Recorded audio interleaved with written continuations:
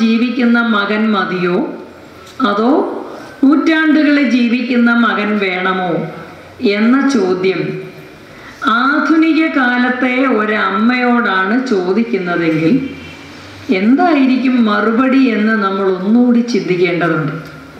കാരണം ആധുനിക കാലത്തെ അമ്മമാരുടെയൊക്കെ പ്രാർത്ഥന, അമ്മമാരിൽ കുറച്ചുപേരുടെയെങ്കിലും പ്രാർത്ഥന, മക്കൾ ആരോഗ്യവും ആയുസ്സും സൗന്ദര്യവും പണമുണ്ടാക്കാനുള്ള ശേഷിയും ഉള്ളവരായിരിക്കണം എന്നാണ്.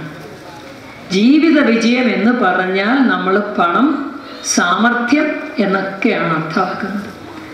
മക്കൾ ഉറച്ച ഭക്തന്മാരാകണേ, ഈശ്വര വിശ്വാസികളായി തീരണമേ എന്ന് പ്രാർത്ഥിക്കാൻ ഹൈന്ദവ കുടുംബങ്ങളിലെ അമ്മമാർക്ക് പഴയതുപോലെ കഴിയുന്നുണ്ടോ എന്ന സംശയം പത്രം വായിക്കുമ്പോൾ നമുക്ക് തോന്നും.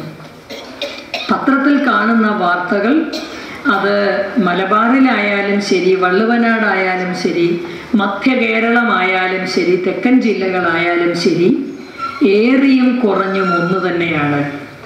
പത്രത്തിൽ നമ്മൾ വായിക്കുന്നതൊക്കെ അസുഖകരമായ പ്രവണതകളെക്കുറിച്ചാണ്, അസന്തോഷകരമായ സ്വഭാവ രീതികളെക്കുറിച്ചാണ്.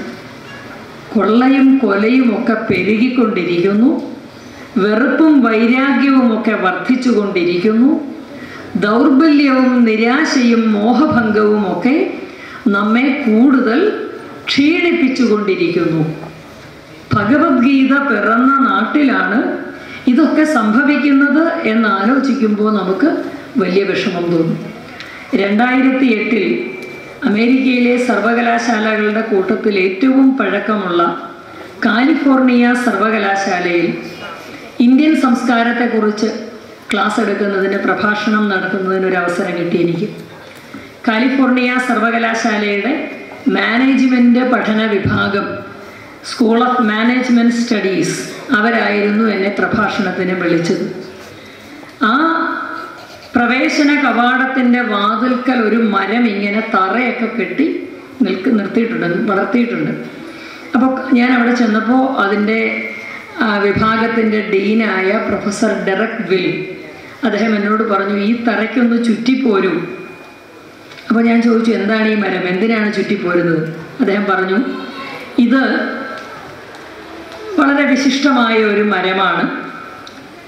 ഇത് ഏറ്റവും അധികം പ്രാണവായു പുറത്തു വിടാൻ കഴിവുണ്ടെന്ന് ശാസ്ത്രം തെളിയിച്ചിട്ടുള്ള മരമാണ്.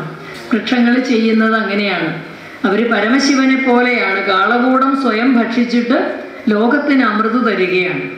കാർബൺ ഡൈ ഓക്സൈഡ് എന്ന മലിനവായു സ്വീകരിച്ചുകൊണ്ട് പ്രാണവായു അല്ലെങ്കിൽ ഓക്സിജൻ പുറത്തേക്ക് വിടുന്നവരാണ് വൃക്ഷങ്ങൾ.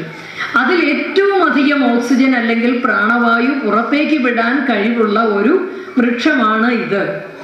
ഞങ്ങളിതിവിടെ നട്ടുവെച്ചിരിക്കുന്നത് കാലത്ത് യൂണിവേഴ്സിറ്റിയിലേക്ക് കയറി വരുന്നവർക്കൊക്കെ ഇതിൻ്റെ ചുറ്റിലും നിന്ന് പ്രാണവായു കിട്ടട്ടെ, പ്രാണവായു അവർക്ക് കൂടുതൽ ഊർജമേകട്ടെ, അതിനു വേണ്ടിയാണ്. ആ വൃക്ഷം വേറൊന്നുമായിരുന്നില്ല, നമ്മുടെ കൂവളമായിരുന്നു. നമ്മൾ എത്ര പേര്, നമ്മുടെ എത്ര സ്ഥാപനങ്ങളുടെ മുൻപിൽ ഒരു തറ കെട്ടി കൂവളം നട്ട് വളർത്തുന്നതിനെ കുറിച്ച് ആലോചിക്കും? നമുക്ക് ചെയ്യാൻ കഴിയുമോ? നമ്മുടെ നാട്ടിലെ ഏതെങ്കിലും ഗവൺമെൻറ് സ്ഥാപനങ്ങളുടെ മുമ്പിൽ, കണ്ണൂർ സർവകലാശാലയുടെ കവാടത്തിൽ, കോഴിക്കോട്